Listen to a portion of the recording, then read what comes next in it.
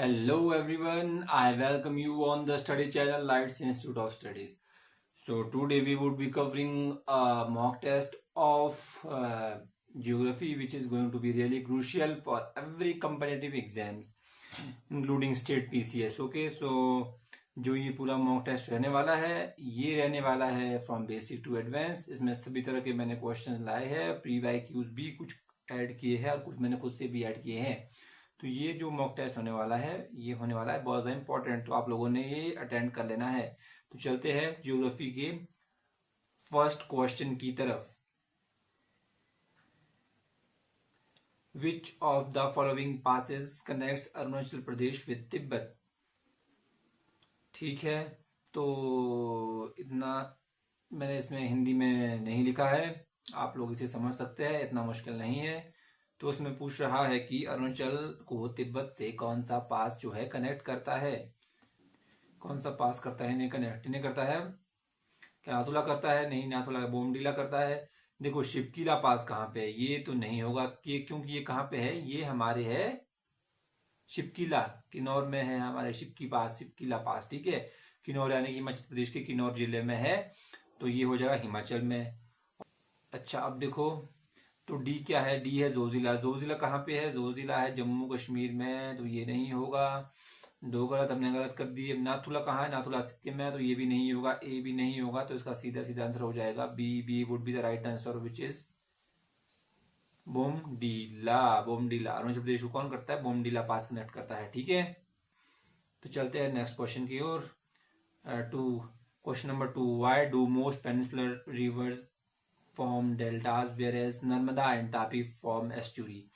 देखो डेल्टा और एस्चुरी क्या चीज है, ये आप सभी लोग बच्चों को मालूम होना चाहिए ज्योग्राफी के कंसेप्ट में। ठीक है, जब आपने ज्योग्राफी पढ़ी होगी तो आपने पढ़ा होगा एस्चुरी और डेल्टा। ठीक है, जब रिवर कहाँ मिलती है, जब रिवर ओशन में जाके मिलती है तो एस्चुरी और डेल्टा क्रिएट करती है। डेल्टा होता है काफी फैला हुआ, एस्चुरी होती है स्मॉल, यानी कि एकदम मिल जा रही है कहाँ पे?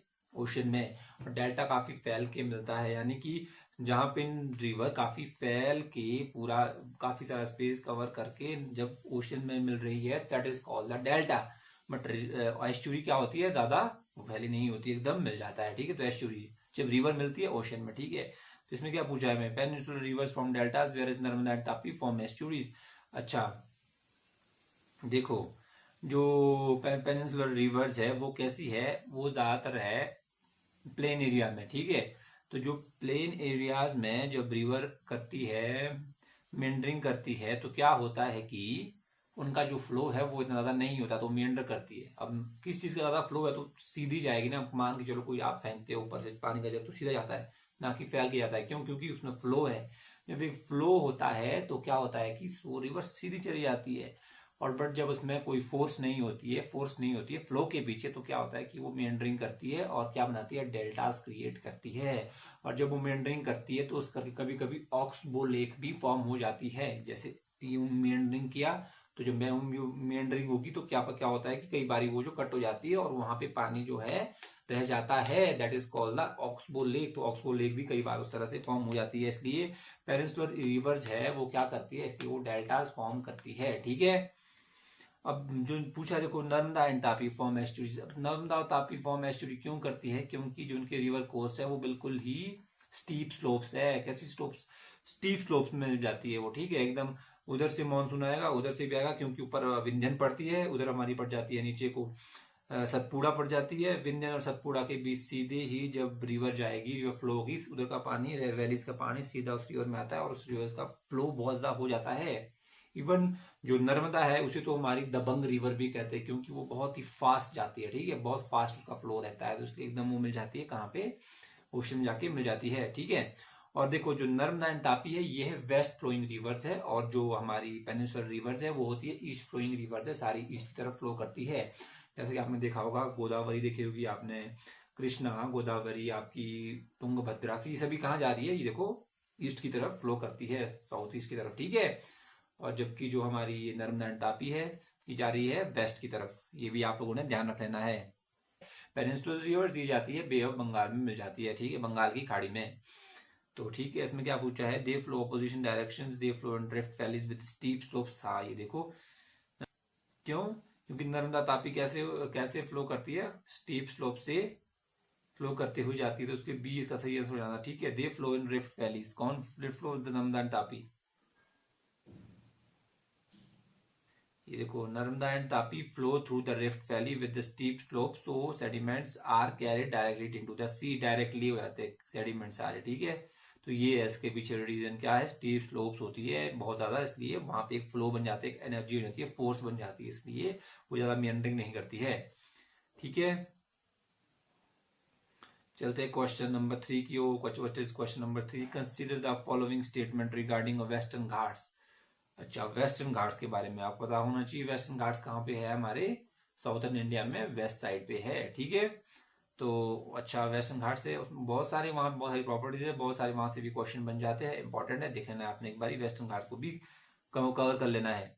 तो चलिए हम पढ़ते हैं क्वेश्चन, स्टेटमेंट्स पढ़ते हैं। ठीक है, they are older than Himalayas. क्या वो ओल्डर है हिमालय से? बिल्कुल सही बात है। हिमालय तो ये यंग फोल्डेड माउंटेन्स है, आपको पता है, फोल्डेड है ये भी, बट क्या है, ये है काफी ओल्ड है हिमालय से। हिमालय है यंग फोल्ड, क्योंकि अभी भी हिमालय का जो है फॉर्मेशन हो रहा है, क्योंकि फोल्ड हो रहा है, टेक्टोनिक शिफ्ट, टेक्टोनिक प्लेट्स इकट्ठी होती है, तो हिमालय अभी भी जो है उसकी हाइट बढ़ रही है। तो क्या है, हिमालय एक यंग माउंटेन है, यंग फोल्डेड माउंटेन है, बट जो हमारे वेस्टर्न घाट्स है वो काफी ओल्ड है, यानी कि हिमालय से तो ओल्ड है। They are continuous mountain chain. सही बात है, वो एक पूरी चेन है और एक रेंज है, फ्रॉम गुजरात से लेकर नीचे साउथ केरला तक एक पूरी रेंज है वो। ठीक है, माउंटेन की, तो उसको बोलते हैं वेस्टर्न घाट रेंज भी। ठीक है, तो ये भी सही बात हो जाएगी। ठीक है, सेकंड भी सही हो जाएगा। They block the south west monsoon wind. बिल्कुल सही बात है, वो क्या करती है, वो ब्लॉक करती है साउथ वेस्ट मानसून को, करते हैं ना। देखो, रेन शेडो एरिया पड़ जाता है जब देखो, जब हमारी जो है मॉनसून आता है, कहाँ से होता है, केरला से एंटर होता है, तो क्या होता है कि वो वेस्टर्न घाट के साथ साथ जाता है, जो उसके पीछे वाला एरिया पड़ जाता है, वेस्टर्न घाट के पीछे वाला एरिया दो हो जाता है, रेन शेडो एरिया हो जाता है। क्यों? क्योंकि वहां पे जो है मॉइस्चर नहीं पहुंच पाता है, तो वो जाता है रेन शेडो एरिया। तो क्या करते हैं, वेस्टर्न घाट क्या करते हैं, साउथ वेस्ट मानसून को ब्लॉक कर देते हैं। थर्ड, और इसकी थर्ड भी हो जाएगी सही स्टेटमेंट। इसमें 1 2 3 C would be the right answer of this. ठीक है, आ गया समझ में? चलते हैं क्वेश्चन नंबर 4 की ओर। सी, ठीक है, देखो, ऑरोग्राफिक रेनफॉल। ठीक है, देख लेना है ये भी आप लोगों ने। चलते हैं question number 4। Which of the following rivers form an estuary instead of a delta. देखो, अब इसमें क्या पूछा है कि एस्चुरी कौन सी करती है इंस्टेड ऑफ डेल्टा। अब देखो, मैंने आपको बताया था फर्स्ट क्वेश्चन में, तो इसका आंसर आप लोग बहुत इजीली कर सकते हो। कौन कौन सी करती है? नर्मदा करती है, सही बात है। तापी करती है, सही बात है। अच्छा, महानदी क्या करती है? महानदी नहीं करती, क्योंकि ये कैसी है, ये है ईस्ट फ्लोइंग रिवर, मैंने आपको बताया था। ना ही गोदावरी करेगी, पेनिनसुलर रिवर्स है, ये नहीं करेगी। सिर्फ और एक और दो would be the right answer, 1 और 2। So option A would be the right answer of this, क्योंकि मैंने आपको बताया था कि कौन कौन सी एस्चुरी फॉर्म करेगी, कौन कौन सी डेल्टा फॉर्म करेगी। जहां पे ज्यादा फ्लो होगा रिवर का, वहां पे क्या होता है, वहां पे क्या होता है, वहां पे जो है एस्चुरीज फॉर्म हो जाती है। ठीक है, जहां ज्यादा फ्लो होता है। अब देखो, जैसे कि आपने सुना होगा माजुली आइलैंड के बारे में सुना होगा, जो ठीक है एक महाद्वीप है नदी का, कहाँ पे, असम में ब्रह्मपुत्र नदी पे बना है। देखो, तो क्या है, वहां पे काफी प्लेन एरिया है, तो प्लेन एरिया में जब ब्रह्मपुत्र नदी ने मियंडरिंग की, उधर उधर इधर से उधर जाने लगी, क्योंकि उसके पास उतनी फोर्स नहीं थी, तो उधर उधर जाने लगी, तो बीच में एक डेल्टा क्रिएट हो गया, सॉरी, बीच में एक महाद्वीप क्रिएट हो गया, यानी कि एक आइसलैंड क्रिएट हो गया। तो क्या हुआ कि किसकी वजह से हुआ, वो हुआ हमारी रिवर फ्लो की वजह से, क्योंकि रिवर फ्लो में इतनी फोर्स नहीं थी, इसलिए हुआ वो। ठीक है, तो यही है इसके पीछे रीजन, आप लोगों ने नोट डाउन कर लेना है। ठीक है, चलते question number 5। Consider the following statement about the jet streams. अब देखो, जेट स्ट्रीम और जो मॉनसून पैटर्न है हमारे इंडिया का, वो आप लोगों को मालूम होना चाहिए, अगर आप लोगों को नहीं पता है, क्योंकि मॉनसून से तो मैंने हर हर एग्जाम में क्वेश्चन बनते देखा, हर एग्जाम में, छोटे से बड़ा एग्जाम कोई भी हो, इवन यूपीएससी भी रिपीटेडली क्वेश्चंस पूछता है फ्रॉम मॉनसून से और वेदर पैटर्न्स ऑफ इंडिया से, बहुत सारे क्वेश्चन बनते हैं। तो वो तो बहुत इंपॉर्टेंट है, जियोग्राफी का एक बहुत इंपॉर्टेंट टॉपिक है, वो आप लोगों ने कंप्लीट कर लेना है, अच्छे से कर लेना है।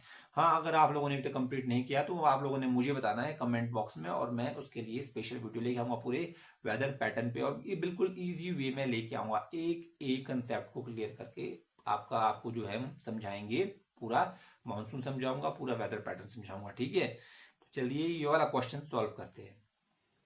Consider the following statement about the jet streams. अपने पास ये मॉइस्चर लेके आती है, और ये कब होती है हमारी जेट स्ट्रीम? जनवरी फरवरी, मतलब दिसंबर, मतलब सर्दी के टाइम में आती है, ठीक है। दिसंबर जनवरी फेब में ये जो है आती है। तो ये वेरी इंपॉर्टेंट है। इंपॉर्टेंट किसके लिए हो जाती है? ये हो जाती है हमारी गेहूं धान की खेती के लिए ज़्यादा इंपॉर्टेंट हो जाती है। पंजाब में बहुत ज़्यादा इसकी जो है इस जेट स्ट्रीम की बहुत ज़्यादा वैल्यू है। वहाँ तो इसको मावट भी बोलते हैं, मावट बोलते हैं, आई थिंक राजस्थान में बोलते हैं। और इसी की वजह से क्या हो जाता है, जो हमारा थार डेजर्ट है वहां पे थोड़ी थोड़ी बारिश भी हो जाती है थार डेजर्ट में, है ना। थार डेजर्ट में भी इसकी वजह से थोड़ी थोड़ी बारिश हो जाती है। तो इकलौता वो जो थार डेजर्ट है वो इकलौता ऐसा डेजर्ट है जहाँ पे बारिश होती है, इसलिए वहां पे भी थोड़ी थोड़ी फसलें जो उगा ली जाती है, ठीक है। तो इसका जेट स्ट्रीम बहुत ही इंपॉर्टेंट है, इंडिया के लिए बहुत ही ज्यादा इंपॉर्टेंट है। कहाँ से आती है? They flow from west to east. क्या वेस्ट टू ईस्ट आएगी वो? West to east, west to east आएगी, राइट। कहां से आएगी? West to east. कहां? हमारे वेस्ट से आएगी और ईस्ट की तरफ जाएगी हमारे, ठीक है। अभी हमारे ईस्ट से आएगी, तो मतलब क्या हुआ? तो first statement would be the right statement. कहां से आएगी वो? मेडिटेरियन सी की तरफ से आती है ना, तो कहां पे हुआ? तो वेस्ट में पढ़ा हो तो वेस्ट, तो फर्स्ट स्टेटमेंट हो जाएगी, बिल्कुल सही। अच्छा, अब सेकंड स्टेटमेंट क्या है? They influence monsoon onset in India. बिल्कुल सही बात है, वो इन्फ्लुएंस करती है मॉनसून ऑनसेट इन इंडिया को भी, ठीक है, इन इंडिया में, ठीक है। They are confined only to the troposphere. ये गलत हो जाता है, क्योंकि ट्रोपोस्फियर ओनली, यहाँ पे तो आपको पता है, मैंने आपको पहले ही भी बताया है, पहले मॉक टेस्ट में भी, जहां पर भी एक्सट्रीम कोई भी इंफॉर्मेशन आपको दे दी जाएगी वो हमेशा गलत ही होती है। अप्रोक्सीमेटली 80 to 90% केसेस में वो इन्फॉर्मेशन गलत हो जाएगी। तो यहाँ पे क्या दिया? एक्सट्रीम इन्फॉर्मेशन दे दी है। क्या दे दिया? ओनली। तो ओनली नहीं होगा, क्यों? क्योंकि वो स्ट्रेटोस्फेयर में भी होती है, अपर लेयर ऑफ स्ट्रेटोस्फेयर में भी होती है। तो क्या हो जाएगा कि स्ट्रोपोस्फेयर नहीं होगा, ओनली, ठीक है। तो कन्फाइंड ओनली नहीं होगा, ठीक है। तो फर्स्ट एंड सेकंड स्टेटमेंट हो जाएगी ओनली सही, तो A would be the right answer of this. देखो लोअर स्ट्रेटोस्फेयर में भी वो जो है आ जाती है, क्योंकि थोड़े से अपर जो लोअर स्ट्रेटोस्फेयर हो जाएगा उसके अपर में वो आ रही है, ठीक है। काफी हाइट में चलती है जेट स्ट्रीम, इसलिए इनको बोलते हैं जेट स्ट्रीम। क्यों बोलते हैं? क्योंकि बहुत फास्ट चलती है, बहुत फास्ट होती है और काफी हाइट पे होती है, ठीक है। काफी फास्ट चलेगी, काफी हाइट पे होगी। अब देखो जब आएगी, सबसे पहले क्या होता है ना, अफगानिस्तान और पाकिस्तान की बाउंड्री पड़ता है, एक हिंदू कुश पर्वत पड़ता है, हिंदू कुश माउंटेन पड़ता है। तो क्या होता है जब आती है ना ये, तो वो थोड़ा सा उसमें टकराती है, ठीक है। जब हिंदू कुश पर्वत में टकराएगी तो वहां पे क्या हो जाएगा कि मॉइस्चर जो है वहां पे थोड़ी सी बारिश कर देगा वो, ठीक है। जेट से थोड़ी सी बारिश वहां पे कर देगी। कहाँ पे है? हिंदू कुश पर्वत। हिंदू कुश पर्वत कहाँ पे है? अब पाकिस्तान और अफगानिस्तान की बाउंड्री पे, ठीक है। तो क्या होगा जब बाउंड्री पे है वो हिंदू कुश पर्वत, तो वहां से जेट स्ट्रीम आएगी और थोड़ी सी टकराएगी और थोड़ा सा मॉइस्चर जो है वहां पे हो जाएगा, थोड़ी सी वहां से बारिश हो जाएगी, ठीक है। अब जब वहां थोड़ी बारिश होगी, अब देखो अफगानिस्तान में जब वो बारिश होगी तो वो बारिश इंपॉर्टेंट किसके लिए होती है पता है आप लोगों को? वो बारिश इंपॉर्टेंट होती है अफीम की खेती के लिए, वहां का वेदर ऐसा है। तो वहां पे क्या हो जाती है वो बारिश अफीम की खेती के लिए वेरी वेरी इंपॉर्टेंट हो जाती है, ठीक है। अब अगला जब आगे वो बढ़ेगी वहां से, तो उसके पीछे कौन सा कंट्री पड़ता है? वो पड़ता है पाकिस्तान। तो पाकिस्तान आ जाता है रेन शेडो एरिया में आ जाता है। मैंने बताया था ना आपको, रेन शेडो इसके पीछे पड़ेगा तो शेडो हो जाएगी ना, तो रेन शेडो एरिया।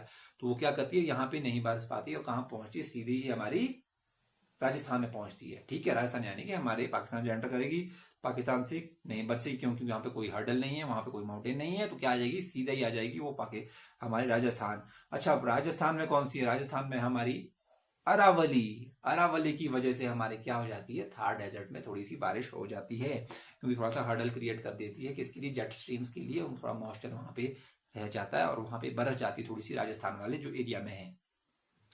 आया समझ में? इसलिए राजस्थान वाला डेजर्ट क्या हो जाता है? थोड़ा सा बारिश वहां पे आ जाती है, क्यों? क्योंकि जेट स्ट्रीम वहां से टकरा जाती है। तो ये वेरी वेरी इंपॉर्टेंट फैक्ट है, ठीक है। इसलिए राजस्थान में जो थार डेजर्ट है इकलौता ऐसा डेजर्ट हो जाता है जहां पे बारिश हो जाती है, ठीक है। तो ये इंपॉर्टेंट है, ठीक है। आप लोगों ने ये नोट डाउन कर लेना है, जो मैं आपको एवरी सिंगल इन्फॉर्मेशन बता रहा हूं। बाकी मैं मॉक टेस्ट के थ्रू इतना ही आपको बता सकता हूं। मैं पूरा मानसून वेदर आपको समझाऊंगा, एक पूरी वीडियो में लेके आऊंगा, बहुत ही इजी और सिंपल वे में।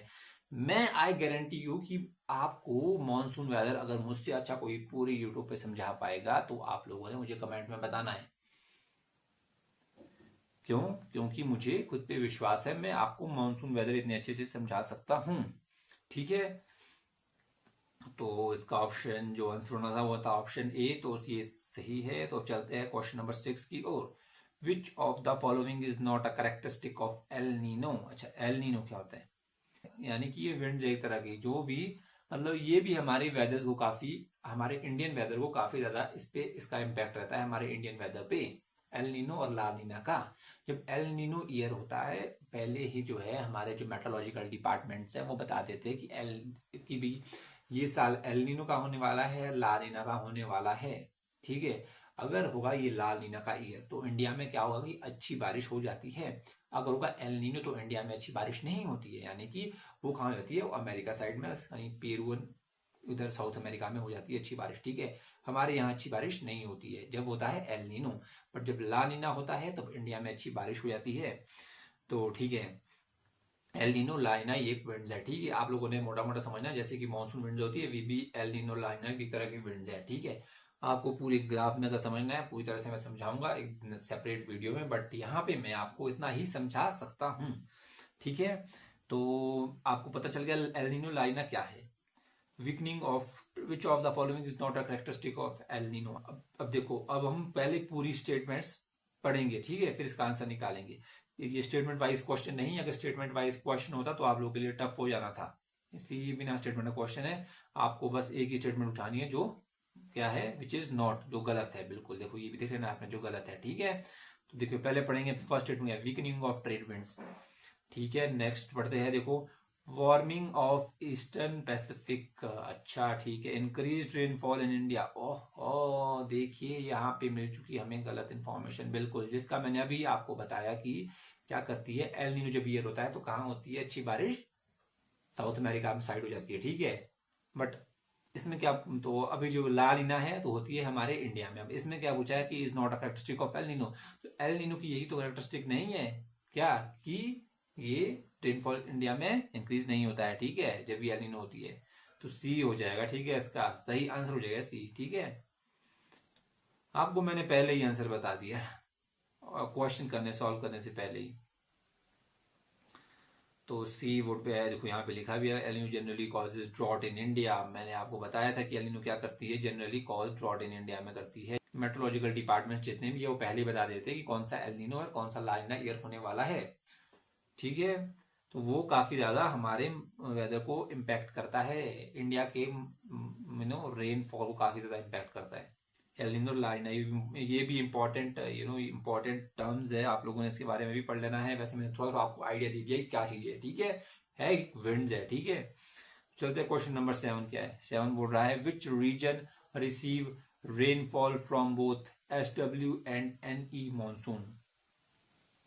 ये SW और NE क्या है, ये इसमें आप लोगों ने कंफ्यूज नहीं होना है। ये है साउथ वेस्ट मानसून और ये है नॉर्थ ईस्ट मानसून। ठीक है, ठीक है, समझ गए, साउथ वेस्ट और नॉर्थ ईस्ट मानसून। ठीक है, तो अब क्या पूछा है, which region receive rainfall from both. अच्छा देखो, अब जब रेनफॉल इंडिया में स्टार्ट होता है तो कहाँ से होता है, केरला से स्टार्ट होता है। ठीक है, केरला में हमारी विंड आती है, कैसे आती है, कोरियोलिसिस फोर्स के कारण जो है विंड हमारी उस डायरेक्शन में ऐसे को चलती है। ठीक है, अब जब केरला में एंटर करती है, जब केरला में विंड एंटर करेगी तो देखो क्या है, वहां पे पड़ते हैं वेस्टर्न घाट से, वहां वेस्टर्न घाट से टकरा के वो विंड ऊपर की तरफ चल जाती है। ठीक है, थोड़ी सी कहाँ चल जाती है, थोड़ी ऊपर की ओर चल जाती है, यानी कि कर्नाटका गोवा महाराष्ट्र की साइड चली जाएगी मुड़ के। ठीक है, जो उसके पीछे वाला एरिया हो जाता है रेन शेडो एरिया हो जाता है। ठीक है, अब इसमें हमें पूछा है कि कौन सा रीजन जो दोनों से है क्या करता है, क्या करता है, मानसून रिसीव करता है। ठीक है,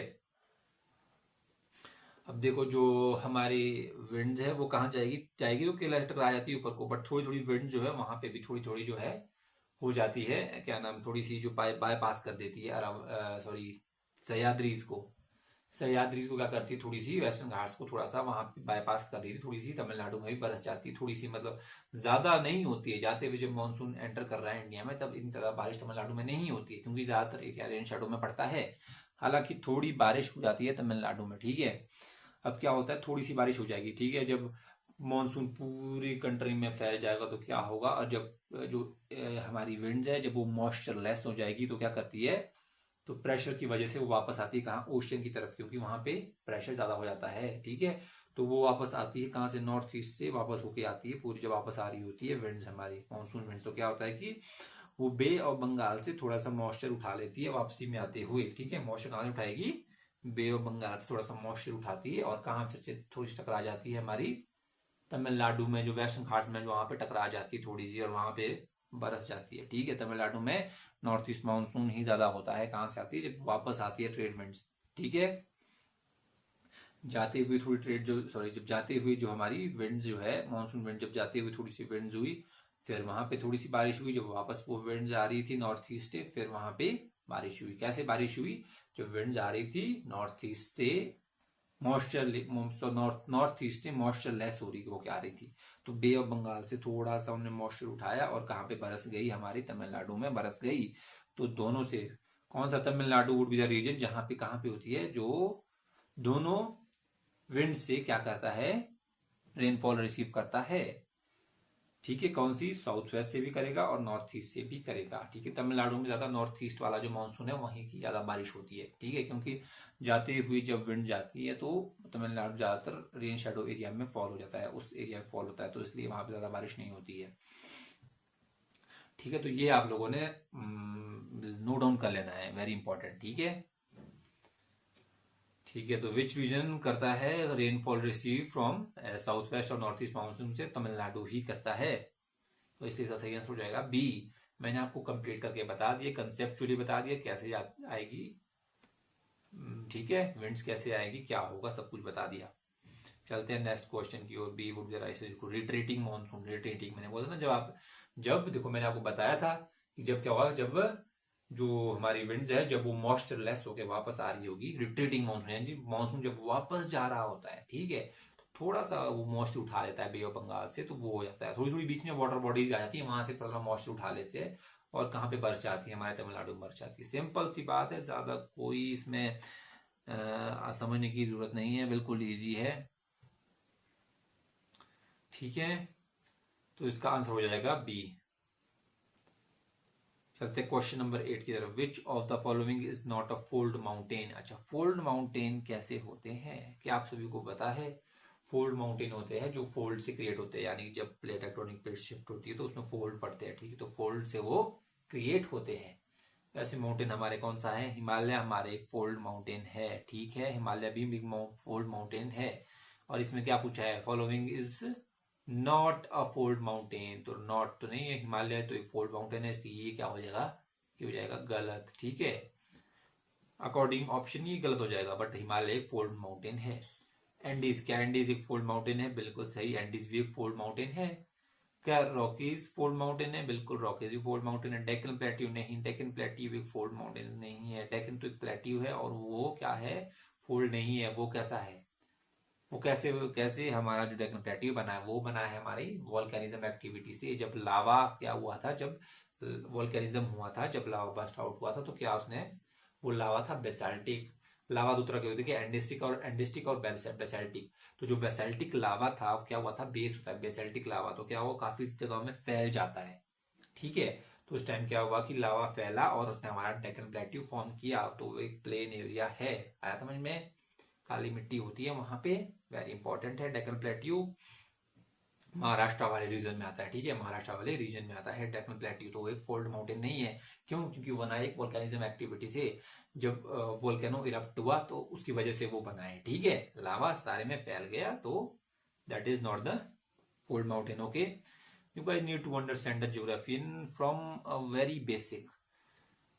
अगर आपको बेसिक आपके क्लियर है तो आप कोई भी क्वेश्चन सॉल्व कर पाओगे इजीली। तो क्या है इसका ऑप्शन, हो जाएगा, सॉरी इसमें मैंने तो गलत कर दिया, इसका ऑप्शन हो जाएगा हमारा, हो जाएगा इसका ऑप्शन हो जाएगा डेक्कन प्लेट्यू, ठीक है।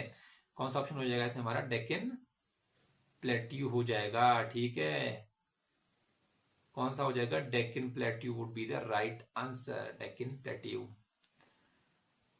8 का हो जाएगा डी आंसर, 8 का है डी। फोल्ड माउंटेन्स आ देखो यहाँ थोड़ी सी मैंने लिखा है आपके बारे में कि कैसे वो प्रोसेस होते हैं, कॉल्ड है ना, how they form, the process involve immense pressure over millions of year. Compression होता है, कंप्रेशन यानी कि जब दो प्लेट्स इकट्ठी आती है तो कंप्रेशन होता है, कंप्रेशन की वजह से फॉर्म होते हैं, ठीक है। कंप्रेस्ड होती है ना, कंप्रेस्ड, कंप्रेस तो पता ना क्या वर्ड है, तो कंप्रेस क्या है, दोनों प्लेट जब कंप्रेस्ड होती है तो वो फॉर्म होता है, ठीक है, कंप्रेशन की वजह से होती है।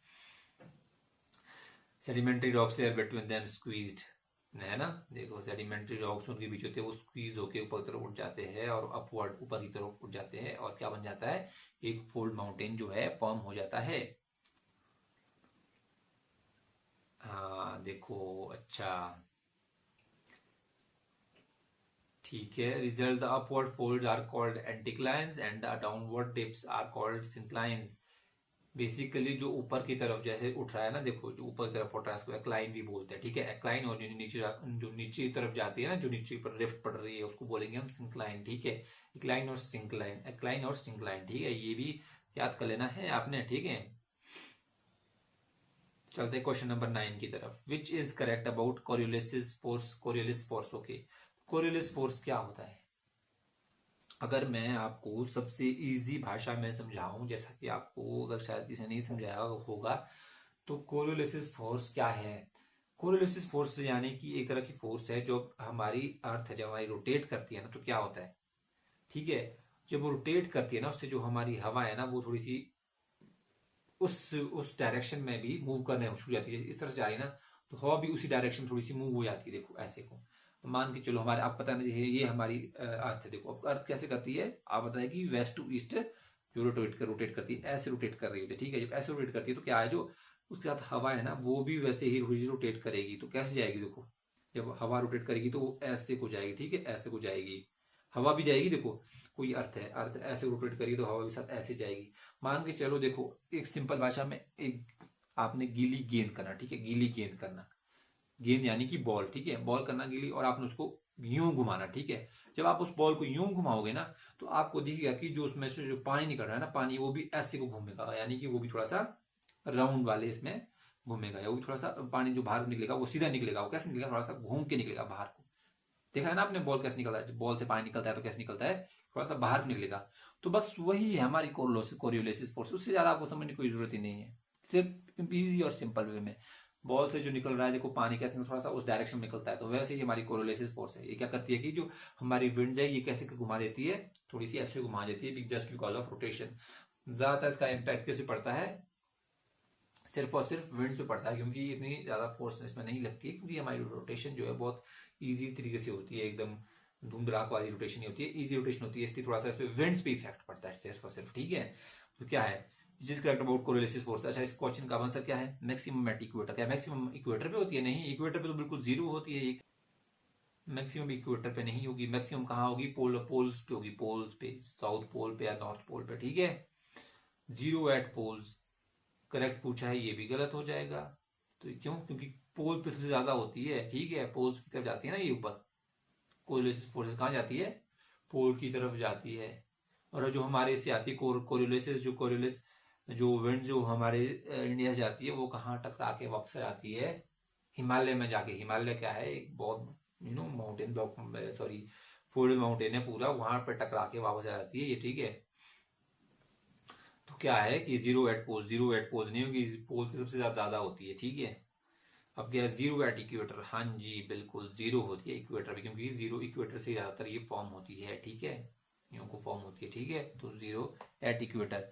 सेम एवरीवेयर ये गलत हो जाएगा, सेम एवरीवेयर नहीं होती है, तो इसका सही आंसर हो जाएगा C, C would be the right answer of this, ठीक है, सी सही आंसर है इसका। क्वेश्चन नंबर 9 का, ठीक है, यहाँ लिखा है, मैं थोड़ा सा आपने पढ़ लेना, the Coriolis force is invisible fictitious force that appears to deflect objects like wind, airplanes और ocean currents traveling the long distance around the earth. It isn't a physical push, rather it is a result of earth rotation। देखो earth rotation का result है, मैंने आपको बताया था ना, जिस हिसाब से रोटेशन का किसका रिजल्ट है, अर्थ रोटेशन का।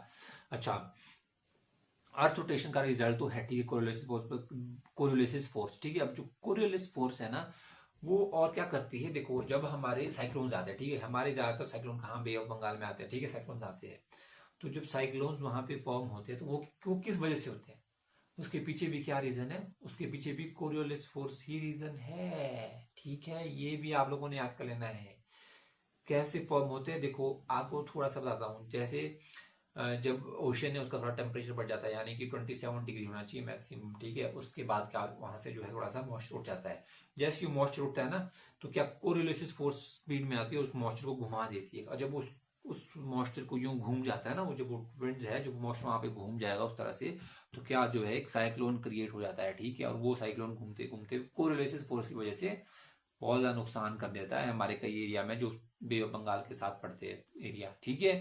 तो कोरिलेसिस फोर्स क्या है, साइक्लोन फॉर्मेशन में भी ये रिस्पॉन्सिबल है, ठीक है। अर्थ रोटेशन की वजह से होती है कोरिलेसिस फोर्स।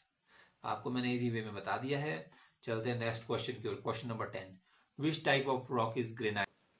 ठीक है, अब देखो क्वेश्चन नंबर 10 क्या बोल रहा है, विच type of rock is granite. अब ग्रेनाइट इसमें से कौन सा रॉक है, देखो किस तरह का रॉक है। क्या वो सेडिमेंट्री है, मेटामॉर्फिक है, इग्नियस है, और डी है हमारा ऑर्गेनिक। क्या वो ऑर्गेनिक है। अब देखो क्या है, क्या हमारा जो ग्रेनाइट है सेडिमेंट्री है, बिल्कुल नहीं। सेडिमेंट्री रॉक क्यों नहीं, क्योंकि जो ग्रेनाइट है वो किससे बनता है, वो मॉल्टन, जब कोई मॉल्टन रॉक होता है, जब वो कूल डाउन होता है तब बनता है हमारा ग्रेनाइट रॉक, ठीक है।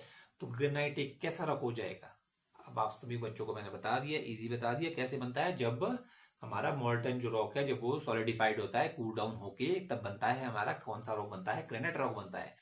तो ग्रेनाइट रॉक बनता है ऐसे। तो जब ऐसे रॉक को हम क्या कहते हैं, ऐसे रॉक्स को हम कहते हैं इग्नियस रॉक कहते हैं। आपको मैंने बताया तो था पूरा रॉक साइकिल के बारे में। पहले इग्नियस बनेगा, फिर सेडिमेंट्री, फिर मेटामॉर्फिक, फिर सिलिका, एंड देन कहा मिल जाएगा वापस, कहा मिल जाएगा, लावा में, लावा मैग्मा, फिर मैग्मा फिर बर्स्ट आउट होगा, फिर वो बाहर आएगा और फिर कूल डाउन होगा, फिर इग्नियस, फिर सेडिमेंट्री, फिर मेटामॉर्फिक। तो ये एक होता है साइकिल, होता है रॉक साइकिल बनने का, एक रॉक साइकिल में चल रहा है, ठीक है। तो यही होता है। विच टाइप ऑफ रॉक ग्रेनाइट कौन सा होता है, इग्नियस होता है। अच्छा, सेडिमेंट्री रॉक, सेडिमेंट्री रॉक होते हैं, कैसे होते हैं, जो सेडिमेंट से बने होते हैं। जैसे कि जब ये इग्नियस रॉक, यानी इग्नियस रॉक होता है, पेरेंट रॉक होता है, जब ये इग्नियस रॉक टूटता है, उसके डिफरेंट डिफरेंट सेडिमेंट्स बनते हैं, तो क्या होता है, उसको बोलते हैं हम सेडिमेंट्स रॉक। टूट कर बनते हैं और कहीं इकट्ठा हो जाता है तो उसको बोलते हैं सेडिमेंट्स रॉक। और जब वो सेडिमेंट्री रॉक जब फर्दर ब्रोकन आउट होगा तो क्या बनेगा, वो बनाएगा मेटामॉर्फिक रॉक। छोटे छोटे इसमें बंट जाएगा, छोटे छोटे कणों में टूट जाएगा, उसको बोलेंगे मेटामॉर्फिक रॉक। अच्छा, ये टूटते कैसे हैं, सेडिमेंट्री कैसे बनती है, इसकी पीछे होती है फिजिकल फोर्सेज। फिजिकल फोर्सेज जैसे कि कोई फोर्सेज हो सकती है, कोई नेचुरल हो सकती है, केमिकल फोर्सेज हो सकती है, कोई केमिकल रिएक्शन की वजह से कोई रॉक टूट सकता है, किसी ने फिजिकल फोर्स के थ्रू उसको तोड़ दिया, और नेचुरली भी कई बार टूट जाते हैं, जैसे कि हमारी विंड्स के वजह से टूट जाएंगे, हमारी धूप, पानी, बारिश से भी कई बार जो है रॉक टूट जाते हैं। तो ये पूरा रॉक साइकिल होता है। तो ग्रेनाइट कैसा रॉक हो गया, ग्रेनाइट हो गया हमारा इग्नियस रॉक, ठीक है। चलते हैं क्वेश्चन नंबर 11 की ओर, ठीक है। आप लोगों ने यहाँ पे पढ़ लेना है, मैंने लिखा है। अच्छा देखो, ग्रेनाइट क्लासिफाइड इग्नियस रॉक, ठीक है, इग्नियस रॉक से क्लासिफाइड है, ठीक है। Because of its origin, it forms from the cooling down and solidifications of the molten rock, ठीक है। कैसे बनता है, solidification of the molten rock। चलते अब क्वेश्चन नंबर 11 की ओर। Which of the following condition is most favourable for the formation of the tropical cyclone. Cyclone के बारे में मैंने अभी आपको थोड़ी देर पहले बताया था कि कैसे बनता है, कोरिलेसिस फोर्स की वजह से बनता है। अब देखो यहाँ पे वही क्वेश्चन है, उन्होंने डाल दिया, मैंने देखा नहीं, अब क्या करें फिर। चलो अब आप लोग के लिए थोड़ा इजी हो गया करना, आप लोग कर सकते हो। मैंने बताया था ना आपको 27 डिग्री है, तो मतलब ये तो आप लोगों ने सही कर दी होगी, ये स्टेटमेंट आपने सही कर दी होगी। मोस्ट फेवरेबल पूछा है, formation of the tropical of cyclone. तो मोस्ट फेवरेबल क्या है, 27 डिग्री। इसमें पूरी स्टेटमेंट सही दे दी है, बिल्कुल नंबर के साथ दे दी, 27 डिग्री सेल्सियस जो है टेम्परेचर रहना चाहिए। तो ये तो बिल्कुल सही हो जाएगा, B would be the right answer of this. मैंने आपको पहले ही बता दिया था, ये पहले क्वेश्चन में ही सॉल्व कर दिया था, तो आप लोगों ने तो सॉल्व कर ही दिया होगा क्वेश्चन नंबर 11 को,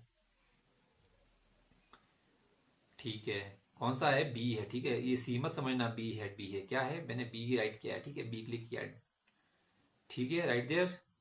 are you guys getting my point, ठीक है। तो ये है बी, ठीक है। स्ट्रॉन्ग, ये देखो, ये तो सारी जो है cold ocean currents, strong Coriolis forces थोड़े गलत हो जाते हैं। ऑप्शन जो मोस्ट स्पेसिफिक हो जाता है वो हो जाता है ये वाला, ठीक है, कि 27 डिग्री होना चाहिए टेम्परेचर। इंपॉर्टेंट है ये, फैक्ट है, आपने नोट डाउन कर लेना है, ठीक है। चलते क्वेश्चन नंबर, अब अच्छा देखो बी यहाँ पे दिया, cyclones need warm ocean water 27 degree से अबव होना चाहिए, ठीक है। 27 डिग्री तो मिनिमम है, उससे अबव ही होना चाहिए टेम्परेचर, ठीक है। सप्लाई लेटेंट हीट एनर्जी, तो ये आप लोगों ने देख लेना है। अब ये भी एक इंपॉर्टेंट फैक्ट है, देखो क्या है कि कोरियोलिस फोर्स जो है इस जीरो एट इक्वेटर होती है, तो क्या होता है कि so cyclones do not form at there, मतलब कि साइक्लोन्स हमारे इक्वेटर पे जो है फॉर्म नहीं होते, क्यों? क्योंकि वहां पे कोरियोलिस फोर्स जीरो होती है, और कोरियोलिस फोर्स ही साइक्लोन की फॉर्मेशन के लिए रिस्पॉन्सिबल है। मैंने आपको पहले भी बताया था कि नहीं बताया था, बताया होगा। क्या cyclones heat engines powered by ocean heat, ये भी सही है। कंसेप्ट ये है आपका, मेन कंसेप्ट क्या है कि साइक्लोन कहते हैं heat engines powered by ocean heat, right there. तो चलते हम नेक्स्ट क्वेश्चन की ओर। Question number 12, consider the following statement about the earth interior, the crust is. अच्छा, अब अर्थ इंटीरियर से क्वेश्चन बना है, अर्थ इंटीरियर भी वेरी इंपॉर्टेंट है भाई, देखो। पर इस बार मैं आपको पहले इसको सॉल्व करने को दूंगा, पहले मैं आपको कोई भी इंफॉर्मेशन नहीं दूंगा, फिर ये आप क्वेश्चन आपके लिए इजी हो जाता है सॉल्व करने के लिए। The earth crust is thickest under ocean. अच्छा, अब आप लोगों ने मुझे बताना है, देखो। अब the mantle exceeds up to 2900 kilometre depth, the outer core is liquid. अब देखो क्या है, अब आप लोगों ने मुझे बताना है इसका आंसर। अगर जिसके तो कंसेप्ट क्लियर होंगे वो तो इसको इजीली कर पाएगा। अब मैं, चलो जिसके नहीं है, अब मैं बताता हूँ आपको कि ये कैसे। देखो, the crust is thickest under ocean, गलत। पहली स्टेटमेंट है गलत। अब पहली स्टेटमेंट गलत क्यों है? पहली स्टेटमेंट गलत इसलिए है क्योंकि जो अर्थ की हमारी क्रस्ट है, क्या है, वो थिन होती है हमारे ओशियन के अंदर, ना कि थिक। जो अर्थ क्रस्ट है, जो अर्थ के ऊपर क्रस्ट होती है यानी कॉन्टिनेंटल क्रस्ट है, वो क्या हो जाती है, वो थिक होती है। और जो ओशियन के नीचे होती है थिन होती है, थिक होती है कॉन्टिनेंट पे यानी कि अर्थ पे। और जो वाटर बॉडीज यानी कि ओशन में, ओशन के नीचे वाली जो भूमि है वो क्या है, उसकी जो क्रस्ट है वो होती है पतली होती है, बट क्या होता है, वो थिन होती है। बट इसमें एक इम्पॉर्टेंट बात ये है कि वो जो है ओशियनिक क्रस्ट है वो थोड़ी सी क्या होती है, हैवी होती है, उसकी डेंसिटी ज्यादा होती है, हैवी होती है। इसकी डेंसिटी 3 होती है, इसकी 2.7 डेंसिटी होती है, ठीक है। जब इन दोनों की डेंसिटी, इसकी कैसी होगी, ज्यादा होगी, इसकी होगी कम होगी। क्यों? क्योंकि इसके ऊपर बहुत ज्यादा प्रेशर है, वाटर प्रेशर बहुत ज्यादा होता है, ठीक है। तो इन दोनों का जब ये दोनों क्रस्ट जब आपस में, ये दोनों प्लेटें आपस में टकराती है, तो क्या होता है कि जो हमारी ओशियनिक क्रस्ट है वो हमेशा नीचे की ओर जाती है, बिकॉज ऑफ थिननेस वो नीचे की तरफ जाती है, और हैवी होती है इसलिए वो नीचे की तरफ जाती है। ये एक बहुत बड़ा कंसेप्ट है, वोल्केनिज्म इरप्शन में बहुत ज्यादा इंपॉर्टेंट है, आपको बताऊंगा अनदर वीडियो में। अभी आपको मैं इतना ही बता सकता हूँ कि क्या है कि जो अर्थ क्रस्ट है वो होती है थिक, और जो ओशियनिक क्रस्ट है वो होती है थिन। आप लोगों ने इतना याद कर लेना है। अभी आपको मैं इस वीडियो में इतना, क्योंकि ये है एक मॉक टेस्ट, और मॉक टेस्ट में आपको इतना ही बता सकता हूँ, ठीक है। अब देखो सेकंड ऑप्शन क्या है, mantle extends up to 2900 kilometre depth, बिल्कुल राइट। सेकंड स्टेटमेंट बिल्कुल सही है, इतना गहरा होता है ये मेंटल, ठीक है, 2900 किलोमीटर डेप्थ तक होता है। आउटर कोर इज लिक्विड, ठीक है। आउटर कोर कैसा है, लिक्विड है, सही बात है। Outer core, crust, mantle core, तो जो कोर का आउटर वाला कोर है वो भी लिक्विड में आता है, ठीक है। तो 2 और 3 स्टेटमेंट सही है, तो इसका option A would be the right answer, 2 और 3, ठीक है। देखो यहाँ पे लिखा भी है, outer core liquid molten iron निकल, करेक्ट देख लेना है आप लोगों ने। चलते हैं नेक्स्ट क्वेश्चन, क्वेश्चन नंबर 13 की। Consider the following statement about the Indian monsoon, the monsoon is influenced by the shift of ITCZ। Statements आप लोगों ने पूरी पढ़ लेनी है। मानसून देखो पता नहीं कितने क्वेश्चन बन चुके हैं मानसून से और रेनफॉल से। The Tibetan plateau act as heat source in summer, the El Nino always leads to drought in India. देखो मैं आपको कई बार देखा है, चलो आप लोग पहले इसका आंसर कर दो फिर मैं आपको बताता हूँ।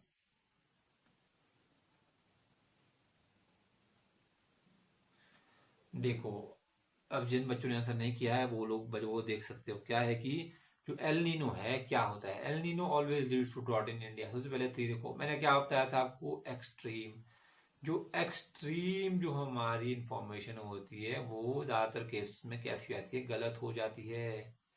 ज्यादातर गलत में जब सॉरी ज्यादातर केसेस में गलत हो जाती है, तो ये तो गलत हो जाएगा, ठीक है। थर्ड हमारा कैसे हो जाता है, गलत ऑप्शन हो जाता है। क्यों? क्योंकि एल नीनो ऑलवेज ड्रॉट नहीं करती है क्रिएट इंडिया में, क्योंकि ऑलवेज नहीं कर सकते, ठीक है। हल्की हल्की रेनफॉल भी तो हो जाती है एल नीनो में भी, ऐसे थोड़ी ना है कि एल नीनो ईयर तो बारिश ही नहीं होगी थ्रू आउट द पूरा ड्रॉट ही पड़ेगा, नहीं, बारिश भी होती है, ऐसी बात नहीं है, ठीक है। पर हाँ, वो अलग बात है कि थोड़ी ज्यादा कम हो जाती है एल नीनो ला नीना की वजह से, ठीक है। अब देखो द टिबेटन, अब सेकंड क्या है, the Tibetan plateau act as a heat source in summer. ये कैसी हो जाएगी स्टेटमेंट, हो जाएगी सही स्टेटमेंट हो जाएगी। सही स्टेटमेंट क्यों हो जाएगी? Tibetan plateau act as a heat source in summer. देखो जब क्या होता है कि जो हमारा टिबेटन प्लेट्यू है वो क्या करता है, जब ऊपर से जो हमारी ठंडी हवाएं आती है, ठीक है, कोल्ड विंड आती है, वो हिमालय और टिबेटन प्लेट्यू हमारा वहीं पे रोक देता है।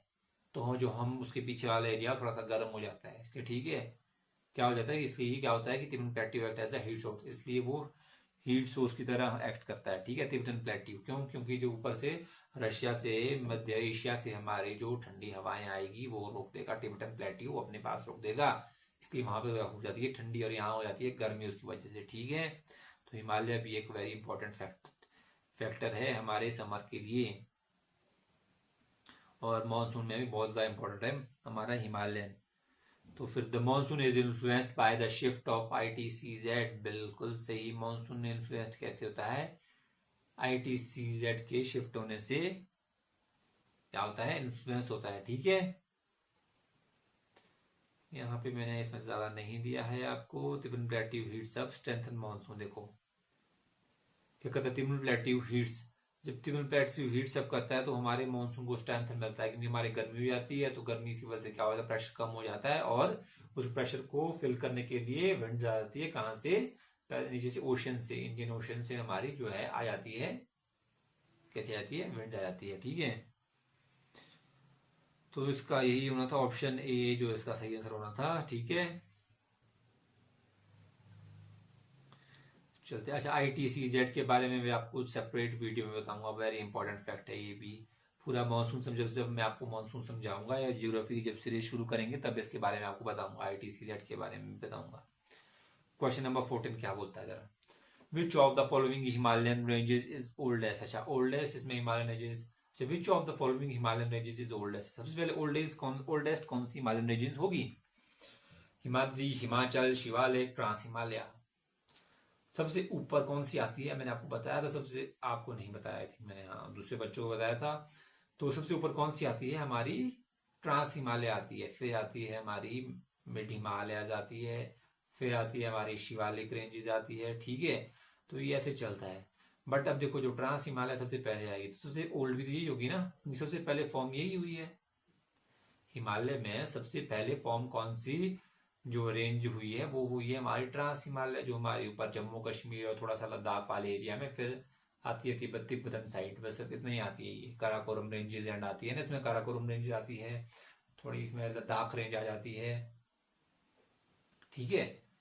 तो ये आती है इसमें, किसमें, ट्रांस हिमालय में, ये ओल्डेस्ट है, क्योंकि सबसे पहले ये फॉर्म हुई, फिर इसकी हाइट बढ़ रही है ऊपर ऊपर ऊपर ऊपर, ठीक है, फिर नीचे नीचे नई फॉर्म हो रही है। तो अर्लीस्ट इसमें शिवालिक हो जाएगी, ठीक है, सबसे न्यू हो जाएगी शिवालिक, और सबसे ओल्डेस्ट हो जाएगी ट्रांस हिमालय। तो D would be the right answer of question number 14, D, ठीक है। जो काराकोरम एंड लद्दाख रेंज है इसमें दिया हुआ मैंने, ठीक है। तो चलते हैं अब नेक्स्ट क्वेश्चन की ओर, which is question number 15, which of the following passes connects Ladakh with Tibet. Ladakh को तिब्बत से कौन सा पास कनेक्ट करता है। अब देखिए पहले आप लोगों को ऑप्शन पढ़ लेने हैं, जोजिला, शिप्किला, खारदुंगला और नाथुला। नाथुला कहाँ पड़ता है, सिक्किम में, ऑप्शन हो जाएगा गलत, ऑप्शन ए को एलिमिनेट कर दिया। जोजिला कहाँ होता है, जम्मू कश्मीर में हो जाता है, ठीक है, तिब्बत से कनेक्ट नहीं करता है, गलत हो जाएगा, ठीक है। शिपकिला, शिपकिला आता है हमारे हिमाचल प्रदेश में, किन्नौर में, ये हो जाएगा गलत। बचा कौन सा, खारदुंगला, खारदुंगला कहाँ आता है, ठीक है। ये हमारे क्या करता है, लद्दाख को कनेक्ट करता है, किससे करता है, नुब्रा वैली से। कौन सा पास कनेक्ट करेगा, खारदुंगला पास कनेक्ट करेगा लद्दाख विद तिब्बत। लद्दाख को बेसिकली, लद्दाख को नुब्रा वैली से कनेक्ट करता है, कौन सा पास करता है, खारदुंगला पास करता है, ठीक है। ऑप्शन डी, ठीक है, lay with region towards the Tibet, region, जो रीजन आता है तिब्बत में, ठीक है। तिब्बत इसलिए आपने पूरा तिब्बत नहीं समझ लेना है, जो रीजन आता है नुब्रा वैली की साइड, ठीक है। तो इसलिए वो वाला रीजन कनेक्ट करता है लद्दाख से। कौन सा पास करता है? खारदुंगला पास करता है। ऑप्शन डी है। Question number 16, which river is known for a frequent course changes. अच्छा, frequent frequent course changes, course river course होता है जहां से नदी बहती है, तो कौन सी रिवर जो है उसके लिए फेमस है? कौन सी रिवर है अपने जो है कोर्स को चेंज करती रहती है? वो है Brahmaputra. Brahmaputra is the river जो अपना कोर्स फ्रीक्वेंटली चेंज करती रहती है। क्यों? क्योंकि काफी ज्यादा क्या है कि बहुत ज्यादा प्लेन है, इसलिए उसका जो है रिवर कोर्स और इतनी ज्यादा फोर्स नहीं होती है, इसलिए वो अपना जो है चेंज करती रहती है, ठीक है।